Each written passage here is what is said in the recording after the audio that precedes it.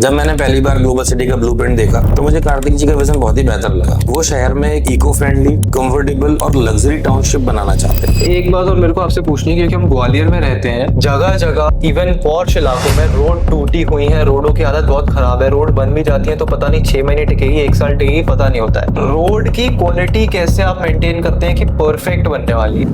नमस्ते everyone, I am Suyash Tiwari and I welcome you to Fenway projects.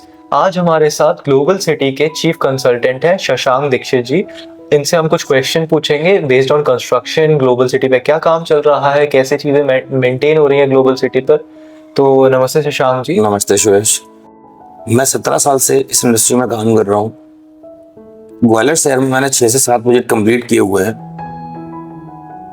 अभी global city के साथ as a chief consultant working कर रहा हूँ। एज ए चीफ कंसल्टेंट, जब पहली बार आपने ग्लोबल सिटी के बारे में सुना था कि ऐसा कुछ बनने वाला है, आपके पास पहली बार ब्लूप्रिंट आया था, तो आपके मन में क्या थॉट्स आए थे इस टाउनशिप को लेकर? जब मैंने पहली बार ग्लोबल सिटी का ब्लूप्रिंट देखा तो मुझे कार्तिक जी का विजन बहुत ही बेहतर लगा। वो शहर में एक इको फ्रेंडली, कंफर्टेबल और लग्जरी टाउनशिप बनाना चाहते हैं। तो ग्लोबल सिटी बनाने के पीछे कोर फिलॉसफी और टाउन प्लानिंग के बारे में आप थोड़ा सा एक्सप्लेन करेंगे? ग्लोबल सिटी की कोर फिलॉसफी है luxury living, customer satisfaction and secured campus. Global city की प्लानिंग करते समय road width, landscape area, sports activities को काफी ध्यान में रखा गया है। ग्लोबल सिटी की जो भी विला प्लान किए हैं उनकी डिजाइन्स भी फ्रेश एयर सर्कुलेशन और सनलाइट प्रोविजन के साथ प्लानिंग की गई है। तो जब अपन बात करते हैं ग्वालियर की, तो ग्वालियर में ग्लोबल सिटी अपनी one of the best townships हम कह सकते हैं। बिल्कुल। तो ऐसी क्या चीज क्वालिटी ऑफ मटेरियल्स के टर्म्स में ऐसी क्या चीज है जो ग्लोबल सिटी में हम यूज करते हैं जो इसको दूसरी कॉलोनीज से डिफर करती है? ग्लोबल सिटी में जो भी मटेरियल हम यूज करते हैं वो BIS और ISI स्टैंडर्ड वाले मटेरियल हम यूज करते हैं। इसीलिए जो भी हमारी कंस्ट्रक्शन क्वालिटी है वो बेहतर बनती है दूसरी किसी भी सोसाइटी से। तो जो लोग हमें देख रहे हैं और थोड़े से ज्यादा कंस्ट्रक्शन savvy होते हैं, कंस्ट्रक्शन को बहुत पसंद करते हैं, क्या आप उनके लिए ये चीज बता सकते हैं कि किस ग्रेड का सीमेंट हम यूज कर रहे हैं, स्टील हम यूज कर रहे हैं, किस तरीके की हम फिटिंग्स, बाथ फिटिंग्स वगैरह यूज कर रहे हैं? सीमेंट में हम PPC सीमेंट यूज करते हैं। स्टील हमारा FE 500 ग्रेड का है और जो बाथ फिटिंग्स है वो हम जगुआर का प्रीमियम सेगमेंट आर्टीज प्रोवाइड कर रहे हैं अपने टॉयलेट्स में।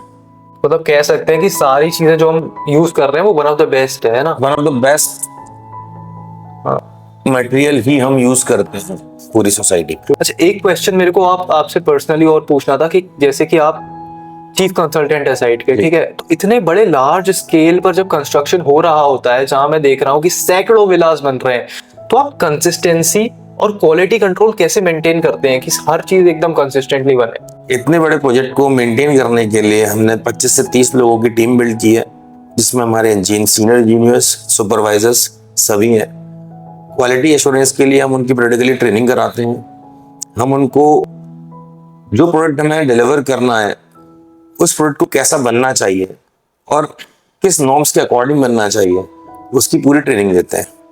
हम कंस्ट्रक्शन के टाइम पर CBWD स्पेसिफिकेशन फॉलो करते हैं, जिससे कि जो भी काम है वो नीट एंड क्लीन और क्वालिटी में परफेक्ट हो।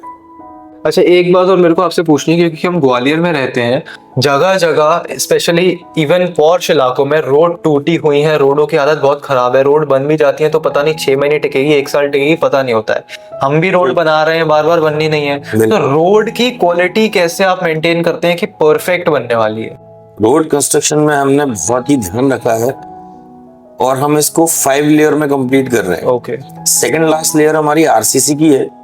उस लेयर में हमने स्टील बार्स को यूज नहीं किया है, उसमें हमने FRP बार्स को यूज किया है और जो ग्रेड ऑफ कंक्रीट है उसका वो है M25। उस RCC की लेयर के ऊपर हम 80 mm पेवर्स यूज करेंगे जो M40 ग्रेड का होगा।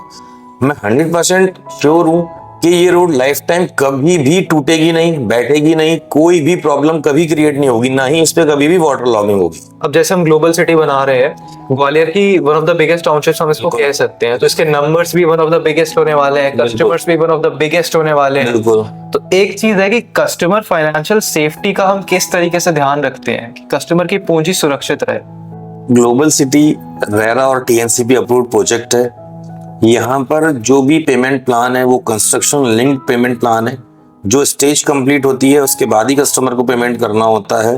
तो ये मैं कह सकता हूँ कि यहाँ पर कस्टमर का पूरा पैसा सेफ है।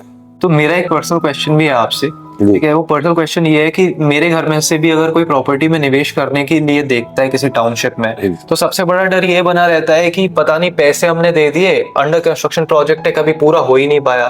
तो हम क्या ऐसे प्रोसीजर्स ले रहे हैं कि डेडलाइन सारे मीट होने वाले हैं? हमने ग्लोबल सिटी को आज से 2 साल पहले शुरू किया था। इसके अंदर अभी 200 विलास में 75% सिविल वर्क हम कंप्लीट कर चुके हैं।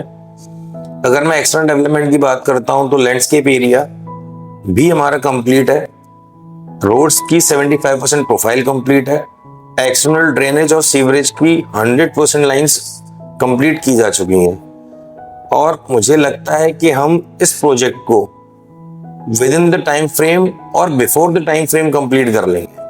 तो मेरा आखिरी सवाल आपसे ये है कि जो भी इंसान हमारी टाउनशिप में, ग्लोबल सिटी में घर खरीदने का सोच रहा है, उससे फाइनल वर्ड्स आप क्या कहना चाहेंगे?